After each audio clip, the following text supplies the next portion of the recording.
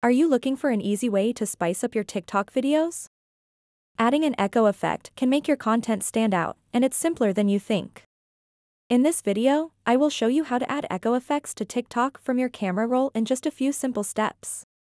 So make sure to watch this video until the very end to properly understand the tutorial. To get started, open up the TikTok app, and then, for the purpose of this video, let's create a TikTok. To do that, let's tap on the plus button at the bottom center of the screen. And then let's tap on Upload in the bottom right corner of the screen.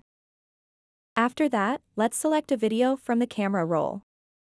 So once you've selected the video that you like, what you want to do next is tap where it says, Audio Editing, on the right side of your screen. And now you'll see all of the available audio effects on TikTok. Simply swipe left and tap on Echo. That will add the echo effect to your video, and if your video has a voice, it will be echoed. After that, tap Save at the top right corner of the screen. So now all you have to do is post this to TikTok as you normally would. So that wraps up this tutorial. If you have any questions about this whole process, please let me know in the comments section below. And if this video helped you out, please give it a big thumbs up and subscribe to this channel for more tutorial videos like this one. Thank you so much for watching, and have a good day.